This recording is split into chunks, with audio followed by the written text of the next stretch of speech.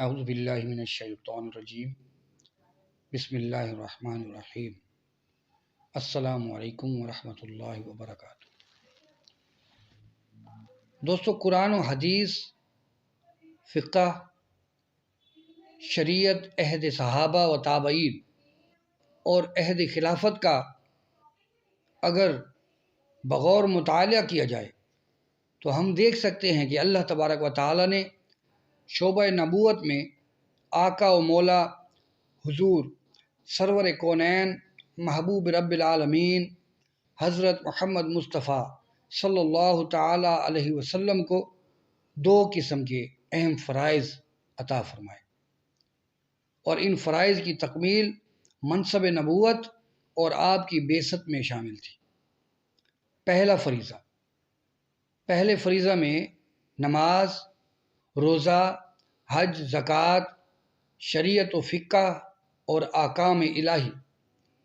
یعنی نہی عن المنکر کی صورت میں تھا، جبکہ دوسرا فریضہ نفوس انسانی قلوب کو طاغوتی اور نفسانی رذائل سے پاکیزگی کا درس دینا تھا اور پاکیزگی کا یہ طریقہ سکھانا تھا جسے آج ہم طریقت کا نام دیتے ہیں، جس کی بدولت وہ انسان حکمت و معرفت الہی کا ادراک حاصل کر لے۔ ان دو فرائض کی بات کرتے ہوئے اللہ تبارک و تعالیٰ نے سورہ آل عمران میں فرمایا کہ بے شک اللہ تعالیٰ نے ایمان والوں پہ احسان کیا کہ جب ان میں سے ایک رسول بھیجا،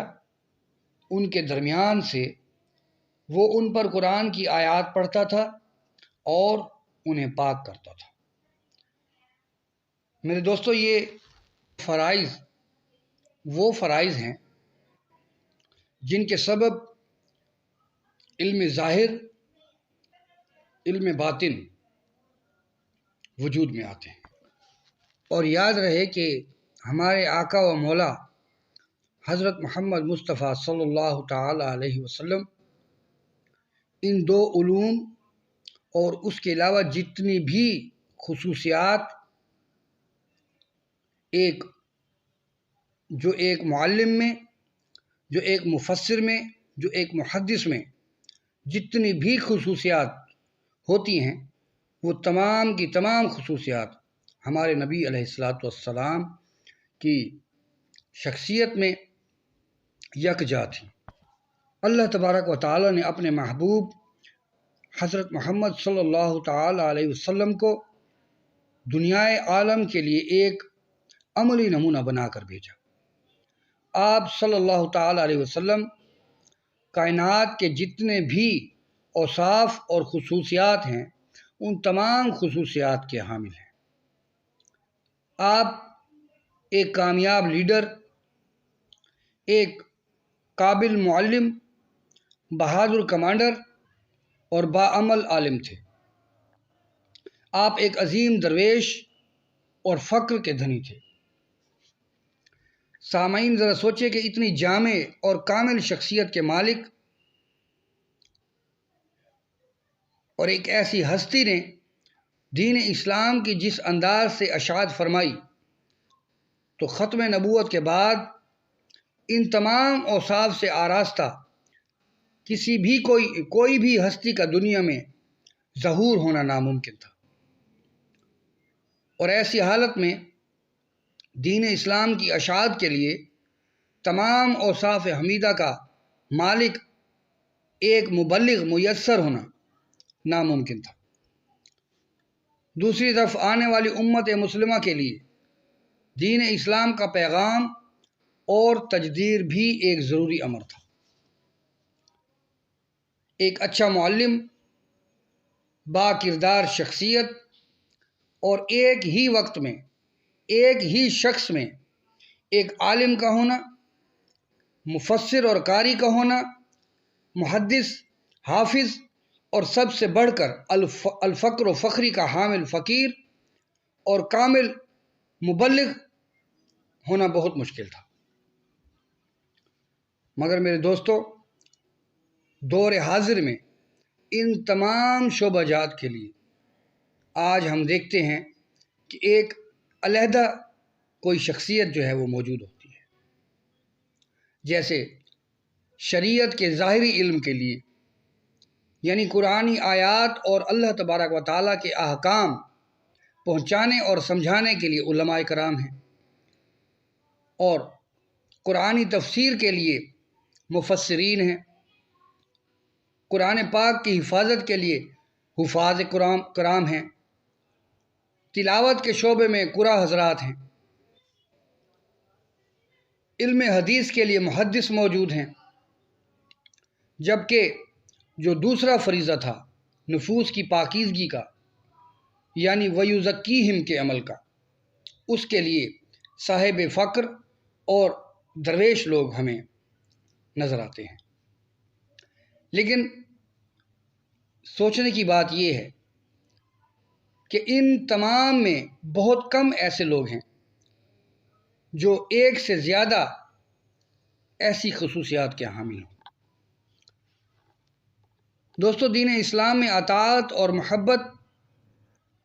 دونوں لازم الملزوم ہیں، اور ہر مکتبہ فکر اس بات سے متفق بھی ہے، مگر ایسی شخصیات کی کمی کی وجہ سے ظاہری علم اور باطنی علم دو مکتبہ فکر بن چکے ہیں۔ ایک مکتبہ فکر نے شریعت یعنی ظاہری علم پر زیادہ توجہ دی، جبکہ محبت کی راہ اور اس کی باریکیوں کو دیکھ کر، ان لوگوں کو دیکھ کر جو محبت کی راہ میں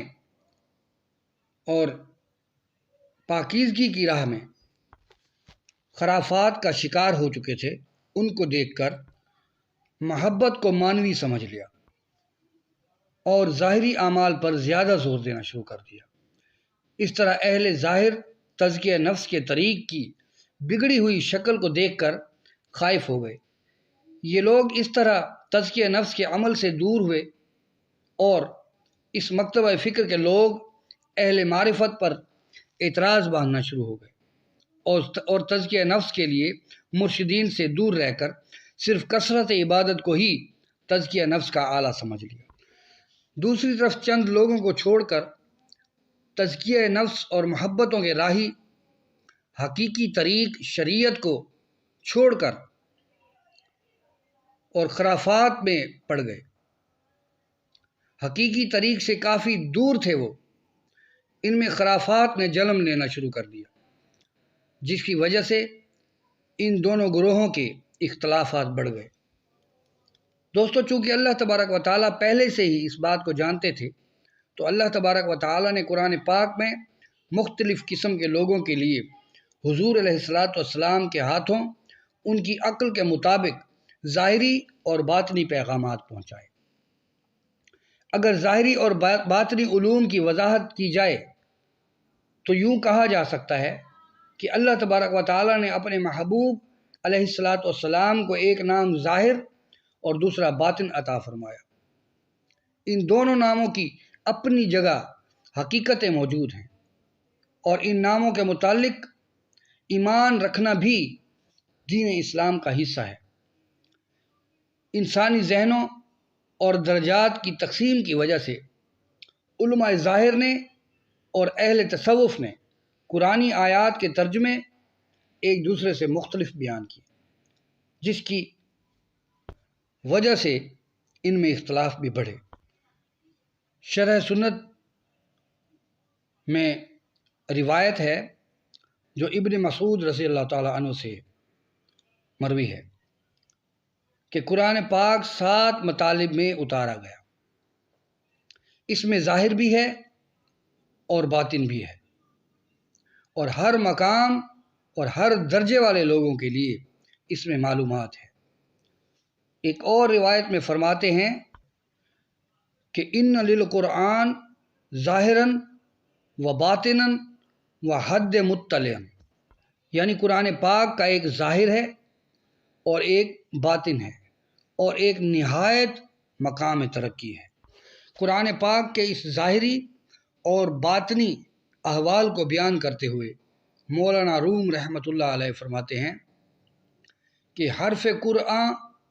رامداں کے ظاہر است، زیر باطن باطن ہم کاہر است، زیر آ باطن یکے بطن دیگر، خیر کردد اندرو فکر و نظر۔